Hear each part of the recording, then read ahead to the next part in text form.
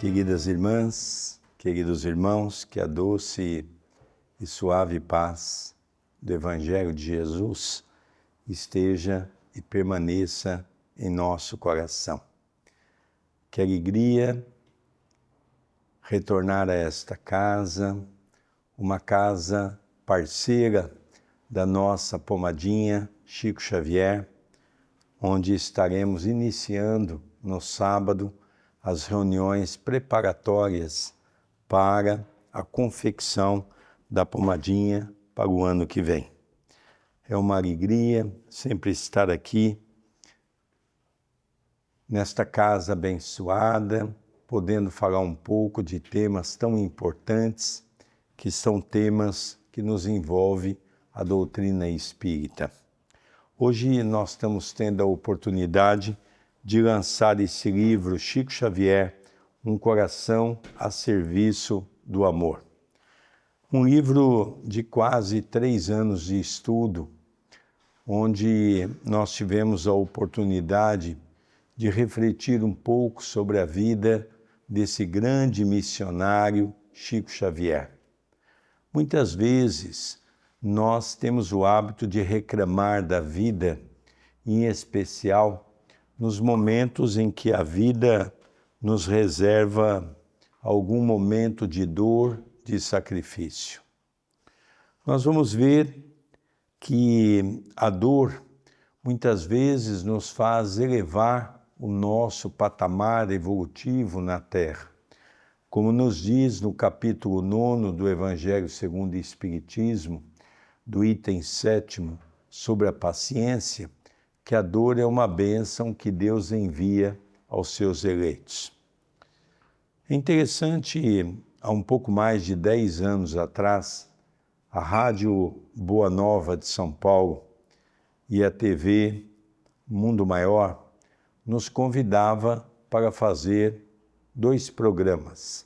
Um programa na rádio e um programa numa TV aberta que a TV Mundo Maior possui. E a Rádio Boa Nova nos convidou para falarmos de Chico Xavier, onde para nós foi uma grande alegria, já que eu tive a oportunidade de frequentar a casa de Chico Xavier desde 1985 a 2002, no seu desencarne. Frequentei o Grupo Espírita da Prece, que era o centro onde o Chico trabalhava. Depois, muitas vezes, íamos para sua casa, altas horas da noite, saborear um bom café. E nos sábados à tarde, tínhamos a oportunidade de irmos no abacateiro, onde o Chico fazia a distribuição das cabazes. E realmente era sempre uma grande festa. O primeiro livro que nós trabalhamos pela Rádio Boa Nova foi o livro Lindos Casos de Chico Xavier, do nosso professor Ramiro Gama. Eu sempre tenho o hábito de dizer que Ramiro Gama foi e fez uma autobiografia de Chico Xavier, onde o Chico contava para ele todos os pormenores da sua vida, em especial na sua infância.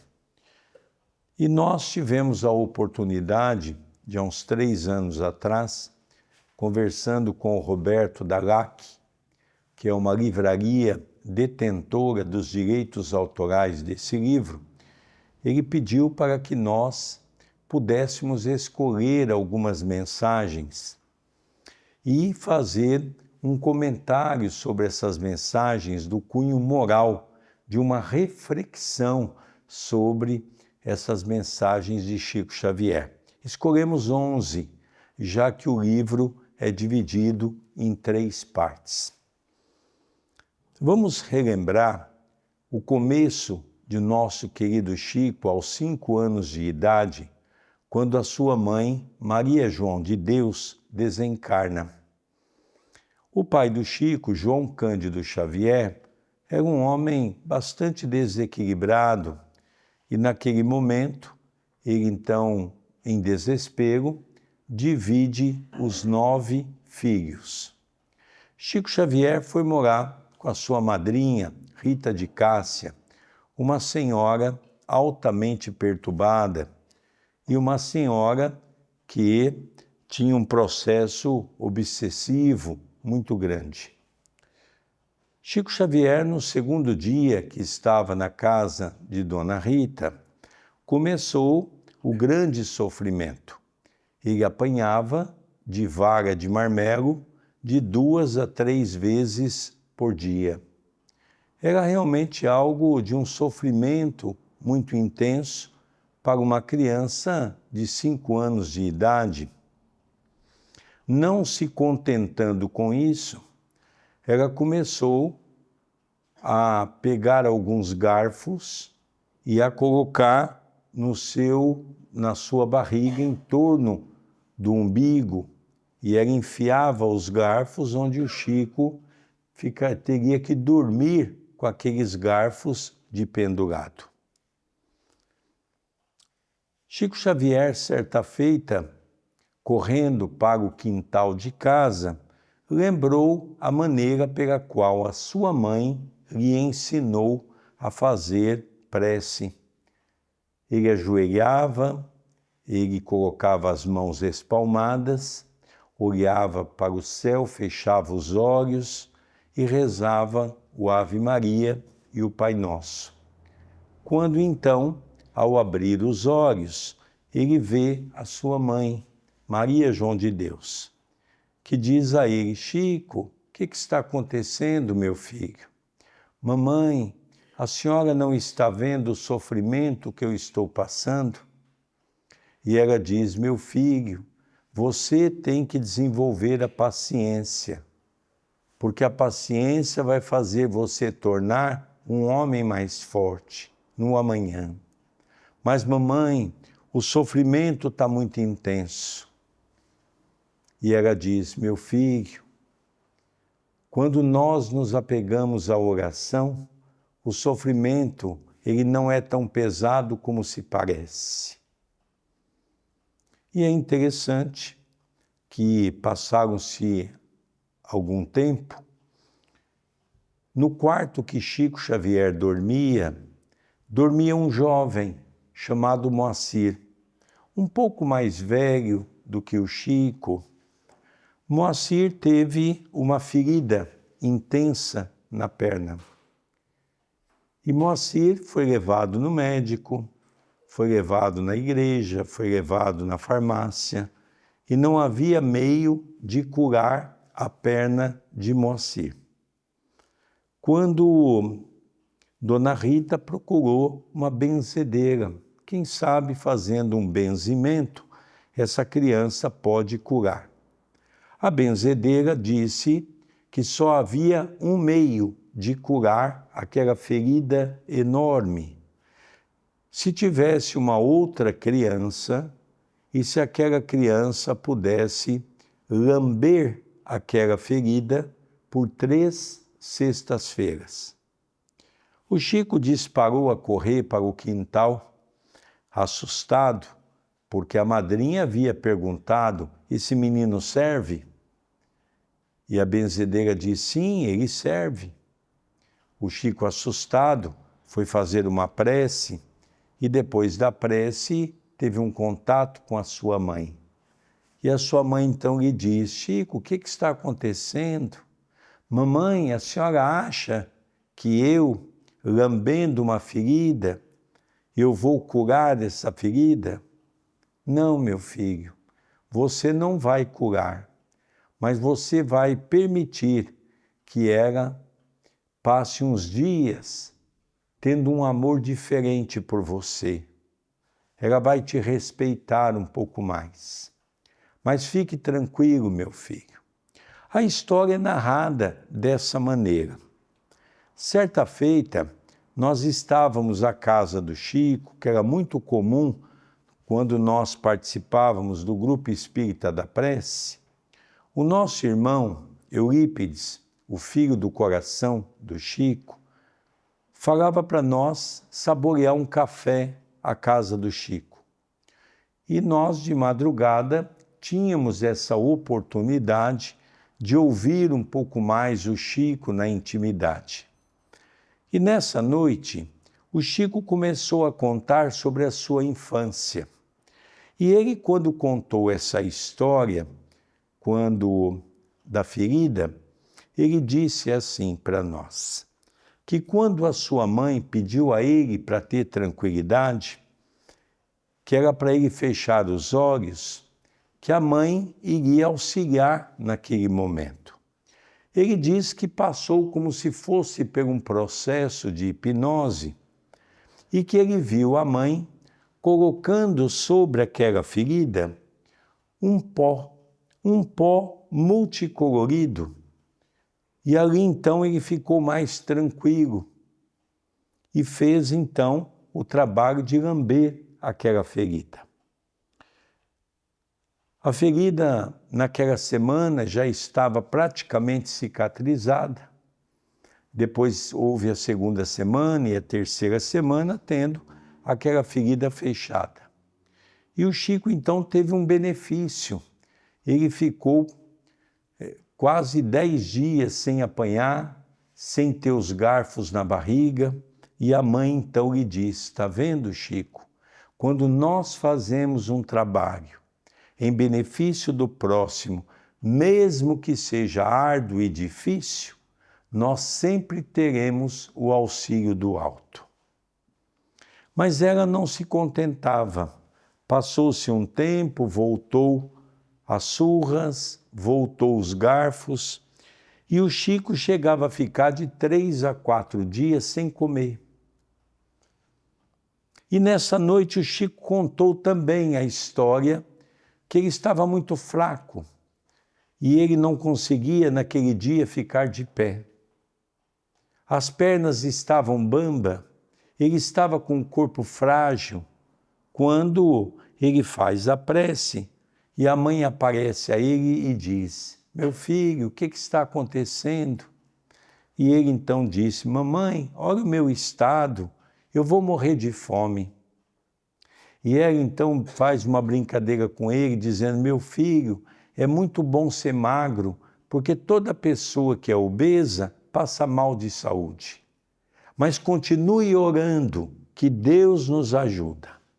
E o Chico contou então que quando ele fez a segunda prece, ele abriu os olhos e na frente dele tinha um cachorro enorme, um cachorro negro. E a boca do cachorro tinha um jatobá. Eu sei que os nossos irmãos portugueses não sabem o que é o jatobá. O jatobá é um fruto que ele é mais ou menos assim, não é? Com uma casca muito dura. E para comer o jatobá você tem que quebrar a casca. E o cachorro já trazia aquele jatobá cortado, mastigado. E a mãe do Chico então diz, você pega um copo, meu filho, ponha água e ponha esse fruto para que você possa se alimentar. Para quem nunca comeu um jatobá, ele é um fruto de um cheiro muito forte. Por exemplo, não é? Aqueles jovens, quando tira o tênis, não é? Aquele fedor de chulé, é mais ou menos aquele tipo de cheiro, o jatobá. É algo assim desagradável o cheiro. Tem muitas pessoas que não comem o jatobá pelo cheiro que aquilo emite, mas é uma das frutas que nós temos no Brasil de maior teor de vitamina, de proteínas, não é? E o Chico então começou a se alimentar e de vez em quando o cachorro aparecia. Então nessa noite o Chico estava contando essa história e o Chico ele contava as histórias, mas o Chico ele contava de um jeito muito engraçado e ele fazia um arremate da história e todos riam. E ele disse no final assim, vocês acreditam que até hoje eu não sei se aquele cachorro era encarnado ou desencarnado? Eu só sei que quem salvou a minha vida foi aquele cachorro. Então essas histórias nós colocamos novamente no papel sob um prisma de podermos fazer uma reflexão, porque nós precisamos compreender o que é uma reencarnação. Nós precisamos compreender que isso aqui não é um paraíso. Nós precisamos compreender que o mundo pelo qual nós vivemos aqui na Terra é um mundo de provas e de expiações. É um mundo ainda de sofrimento. É um mundo ainda onde nós estamos resgatando aquele passado criminoso que nós constituímos em épocas anteriores, em reencarnações anteriores.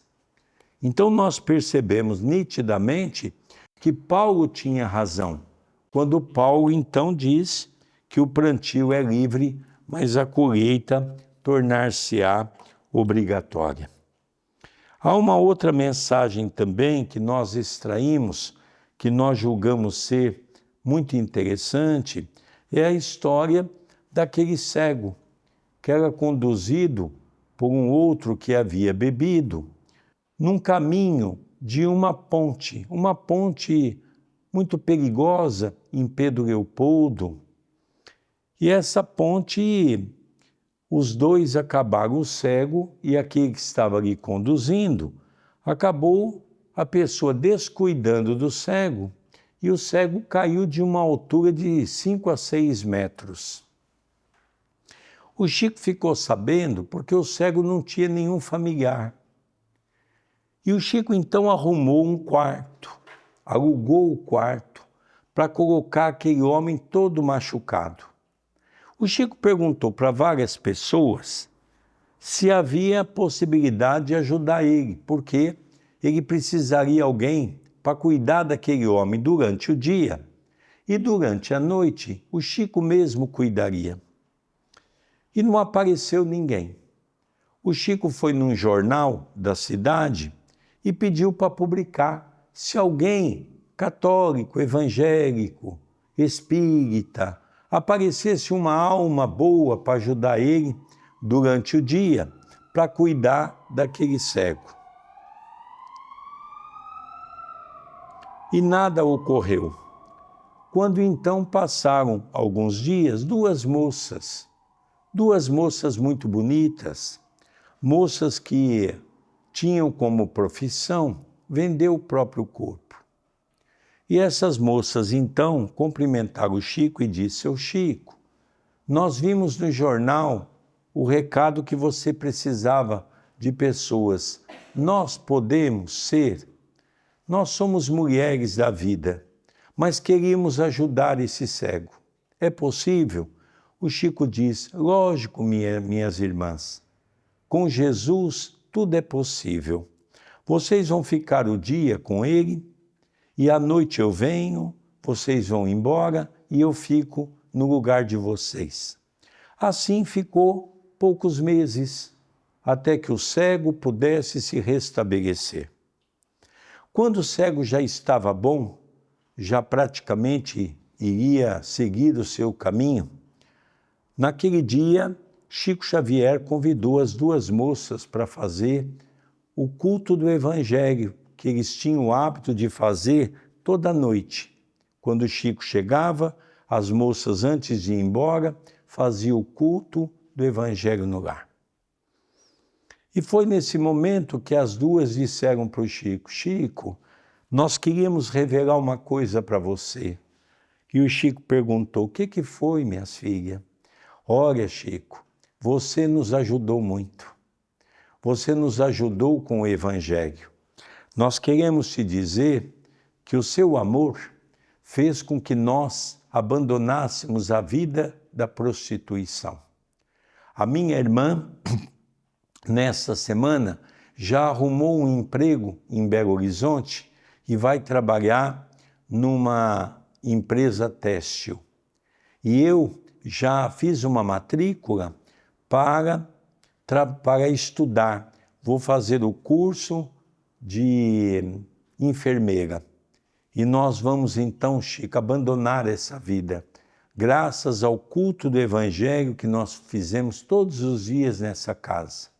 As duas abraçaram o Chico de maneira veemente, chorando, se despediram, E assim mostra essa história, que nós, quando damos oportunidade para as pessoas pelo trabalho da seara do bem, nós estamos ajudando essas pessoas a abandonar os seus vícios, o caráter do homem velho que ainda está dentro desses corações. Essas histórias vão nos enriquecendo. Essas histórias vão trazendo para todos nós o entendimento. Há uma outra história também que eu sempre contei nas minhas palestras e que eu coloquei nesse livro, é aquela do Chico, que ia sempre numa livraria em Belo Horizonte. E havia nessa livraria, uma livraria muito grande, vários funcionários, e havia um funcionário que era muito inteligente.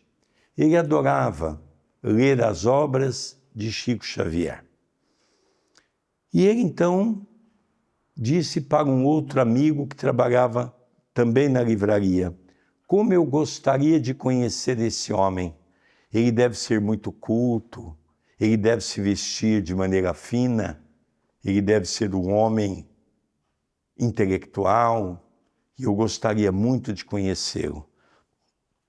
O amigo disse a ele: olha, o Chico está sempre aqui. E o amigo então disse: olha, então você me apresenta ele? Sim, eu te apresento, você vai conhecer Chico Xavier. Passaram algumas semanas, o Chico entrou na livraria. Para quem não conhece a vida de Chico Xavier, ele sempre se vestiu de maneira muito simples, com roupas rotas, geralmente um sapato bem gasto. Chico usava uma forma de se vestir muito humilde, era a sua característica. Às vezes ele ganhava ternos novos e ele dava o terno para as pessoas. Era muito comum ele dar roupas que ele ganhava nova para as pessoas, mas ele ficava com aquelas roupinhas simples que ele adorava usar no dia a dia. Quando o companheiro foi chamar o amigo para conhecer Chico Xavier, e ele chegou de frente ao Chico, ele começou a olhar o Chico de cima para baixo e de baixo para cima. Ele ficou desapontado, porque aquele homem estava com um terno surrado, com um sapato tão gasto, um homem tão simples. E na cabeça dele ele havia imaginado um homem de outra maneira. E esse jovem, muito arrogante, se aproximou do Chico, olhou para o Chico, e ele diz assim: quem dera você ser Chico Xavier. O Chico riu gostosamente, e o Chico então olhou para ele e falou: é verdade, meu jovem, quem dera eu ser Chico Xavier. Nós, por exemplo, já logo tiraríamos os documentos, já logo chamávamos as testemunhas para mostrar quem nós somos, não é? Então o Chico nos dá grandes ensinamentos de humildade para que cada um de nós possamos entender que essa humildade que substitui o orgulho, o egoísmo, a vaidade. Então o livro se compõe de 11 mensagens extraídas desse livro, com um conceito de comentário para as nossas reflexões. Um outro ponto que nós também estudamos, numa mediunidade que poucas pessoas tiveram a oportunidade de estudar sobre o médium Chico Xavier, é que Chico Xavier, os discursos que ele fazia, em especial quando Chico ia receber os títulos de cidadania. O que é os títulos de cidadania no Brasil? Então, as cidades têm a sua Câmara dos Vereadores, elas então, um dos vereadores faz uma proposta de que o Chico recebesse o título de cidadão. Seria como se a pessoa recebesse o segundo o segundo documento de nascimento, como se ele fosse reconhecido um cidadão daquela cidade, né? O Chico recebeu 105 títulos de cidadão. E eu escolhi 3 títulos, que é o de Itapira, onde eu moro hoje, que o Chico foi receber. O título é 24 de outubro de 1974. O título de São Paulo, da capital, e o título de Campinas. E quando nós começamos a estudar a fala de Chico Xavier, os discursos de Chico Xavier, então se aquela cidade tinha 300 anos, por exemplo, o Chico começava a declinar nome de pessoas que moraram naquela cidade, naqueles 300 anos, e falar um pouquinho sobre a importância dessa pessoa naquela cidade.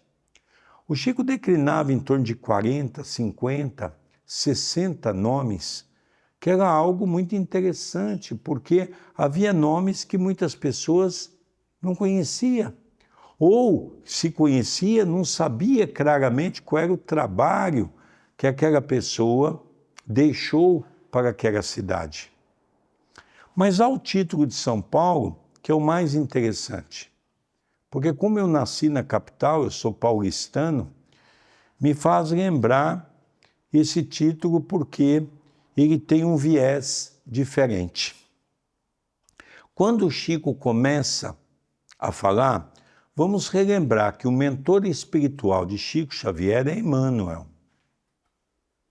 Vamos relembrar também que Emmanuel foi um português, Padre Manuel da Nóbrega, que foi para o Brasil nos anos de 1530, 1540, na condição de jesuíta, para a evangelização do povo escravo, do povo indígena.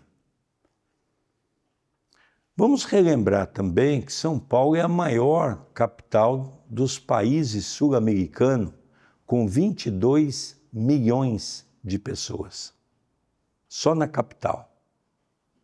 E a capital foi criada por Padre Manuel da Nóbrega.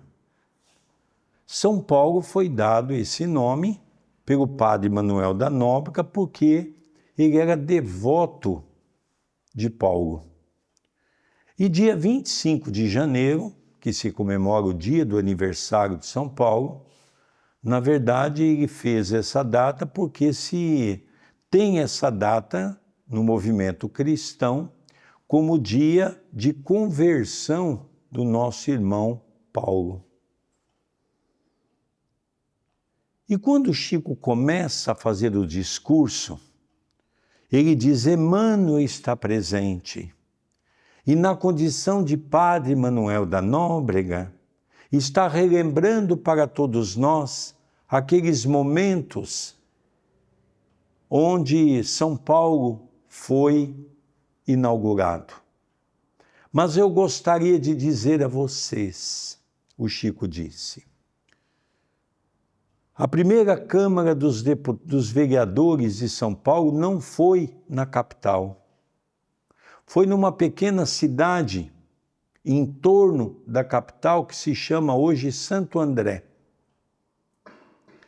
Emmanuel, quando foi fazer, Padre Manuel da Nóbrega, quando foi fazer o lançamento da cidade, ele então pega e leva para o centro de São Paulo, onde nós temos hoje o pátio do colégio, que é a capital, é o centro da capital de São Paulo, para que pudesse então ali ficar todo o conjunto da inauguração daquela cidade. E aquilo chocou um pouco os historiadores que estavam no encontro. Eram milhares de pessoas que haviam ido ver o Chico Xavier receber o título. Saíram dali impressionados. Mas será que o Chico se enganou? Será que Emmanuel se enganou? Foi quando, então, alguns historiadores pedem licença na Prefeitura de São Paulo para verificar os documentos daquela época. e realmente encontraram documentos que tudo aquilo que o Chico revelou realmente é o que aconteceu naquela época. E começou a declinar o nome das pessoas que foram tão importantes para a criação de São Paulo. Então nós vemos que essa mediunidade de Chico Xavier, onde ele trazia todo esse conceito através dos tempos, de maneira clara, cristalina, para poder falar um pouquinho da história daquela cidade, é outro fato muito interessante que nos chamou a atenção com referência a esse quadro. E o terceiro momento do livro, a terceira parte, são algumas pessoas que conviveram com Chico Xavier. São depoimentos de pessoas, e pessoas que são dirigentes do movimento espírita, alguns aqui de Portugal, outros do Brasil, que não conviveram com Chico, não conheceram Chico, mas que reconhecem Chico Xavier um grande baluarte da transformação do movimento espírita. Eu tenho o hábito de dizer que Chico Xavier não foi um homem comum. Quando nós estudamos a sua vida, tem pessoas que perguntam qual é a chance de Chico Xavier ter falhado. Zero.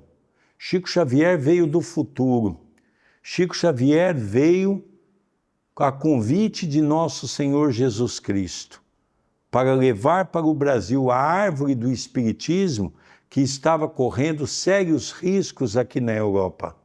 Vamos relembrar que a França, Espanha, Portugal iriam passar por problemas seríssimos no campo político, onde praticamente o Espiritismo teve, durante um determinado tempo, ele teve um encerramento, retornando depois de alguns anos. Por isso que nós temos uma obra de Humberto de Campos, pelas mãos de Chico Xavier, com o tema Brasil, coração do mundo, pátria do Evangelho.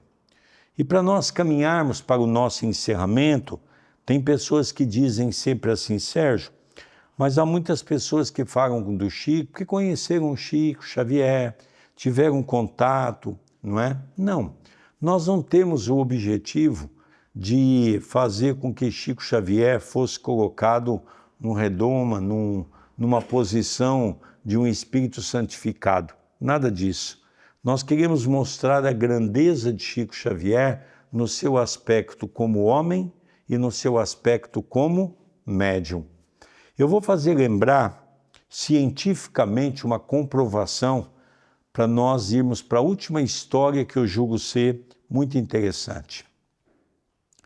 Quando foi criado a máquina Kircher, que é a máquina que estuda a aura da criatura, e a aura é aquela energia que nós temos em torno do nosso corpo.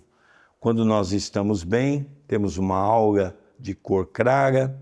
Quando nós não estamos bem, nós temos uma aura de cor escura.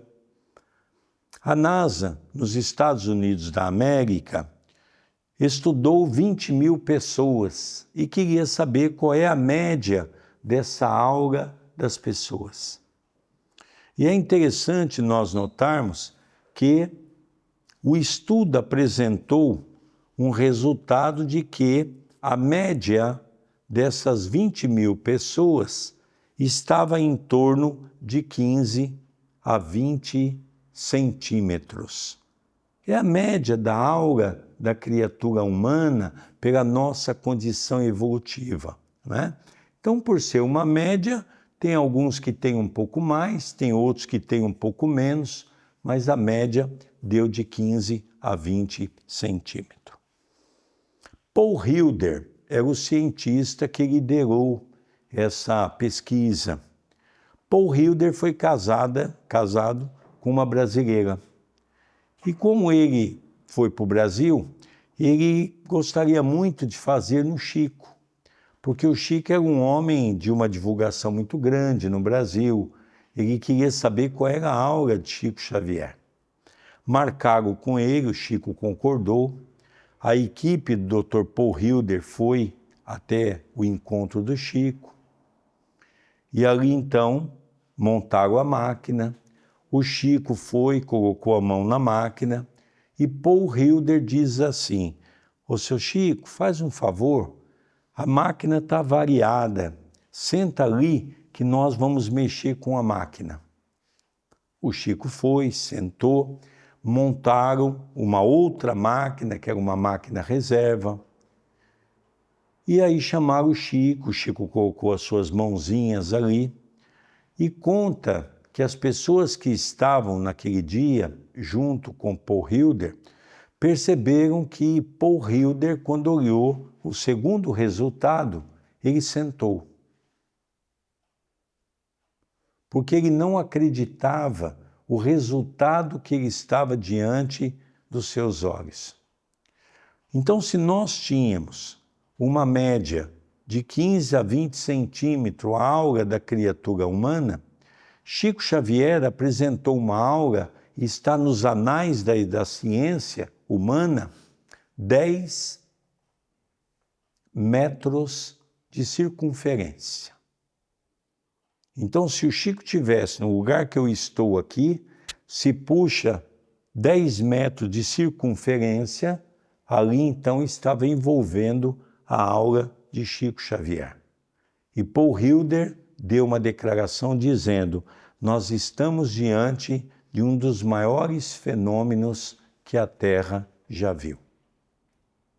E eu fico imaginando, quando eu pego esses livros para estudar, fazendo uma análise mais profunda, eu fico imaginando, e acho que todos vocês também devam ter essa curiosidade, qual seria a aura de Jesus? Qual seria a aura do nosso Senhor? Então nós percebemos que quando nós falamos de Chico Xavier, nós estamos falando de um fenômeno, de um ser que não é um ser que deva ser comparado aos homens terrenos. É um homem especial, enviado por Jesus para fazer com que o Brasil pudesse florescer com essa doutrina tão abençoada, que é a doutrina do próprio Cristo. Que nosso Senhor nos abençoe, que nosso Senhor nos ilumine, que nosso Senhor nos dê força e coragem para nós continuarmos a nossa caminhada, porque não temos dúvida que um dia todos nós alcançaremos uma aura dessa natureza, porque estamos num mundo de evolução. Poderemos demorar 10 mil anos, 50 mil anos, mas fato é que para Deus nada, absolutamente nada é impossível. Que a paz do Cristo nos envolva, nos ajude e nos fortaleça, hoje, agora e todo sempre. Que assim seja, Senhor.